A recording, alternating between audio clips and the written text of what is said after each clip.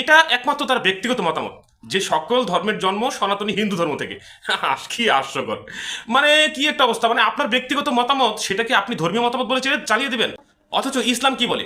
সকল মানুষ ফিতরাহ নিয়ে জন্মগ্রহণ করে। ফিতরা শব্দের অর্থ কি?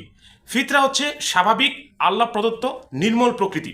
এখন পৃথিবীতে মানুষ আসার পর বাবা মার কারণে সে হিন্দু, বৌদ্ধ, খ্রিস্টান, জৈন বিভিন্ন ধর্মে সে প্রভাবিত হয়। মানে এবার ধরছে পিনাকিরে।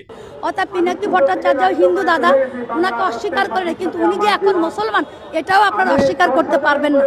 পিনাকি দাদা হিন্দু ধর্মের অবলম্বী মানুষ, আমরা জানি সবাই দাদাকে। হ্যাঁ, তো উনি যে মুসলিম হয়েছে এই কথাটা আমি জানি না ভাই, আপনারা জানেন কিনা আমি জানি না, অথবা কোথাও কোনো রেকর্ড আছে কিনা, অথবা উনি এমন কোনো কনফারেন্স করছে কিনা যে আমি ধর্মান্তরিত হয়েছি, আমি জানি না। উনি কিন্তু সব জানে। দেখেন কত পণ্ডিতের পণ্ডিত, উনি সব জানে, সব জানতা শমশের।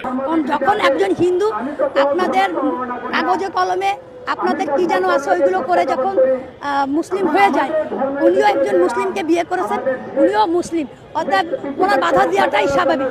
কারণ আজকে যারা বাধা দিচ্ছে বেশিরভাগ ক্ষেত্রেই তারা এককালে তাদের পূর্বপুরুষরা হিন্দু ছিল। মানে এই চৈতালির বক্তব্য অনুযায়ী, মানে এই চৈতালির মতে পিনাকি দাদা আপনার হিন্দু ছিল কিন্তু এখন তিনি মুসলিম হয়ে গেছে। মানে ওনার মনে যা চাইছে তাই বলছে। মূলত পিনাকি দাদা একটা সত্যকে, একটা লুকান্ত সত্যকে, আড়ালে থাকা সত্যকে মানুষের সামনে নিয়ে আসছে। তবে চৈতালির এই কথাটা কিন্তু আমার খুব ভালো লাগছে। আমার ধর্ম আমার কাছে শ্রেষ্ঠ ধর্ম। আমার ধর্ম আমার কাছে শ্রেষ্ঠ ধর্ম, আমি এটাকে অ্যাপ্রিসিয়েট করি। আপনার ধর্ম শ্রেষ্ঠ ধর্ম, আমার ধর্ম আমার কাছে শ্রেষ্ঠ ধর্ম, যার যার ধর্ম তার কাছে শ্রেষ্ঠ ধর্ম।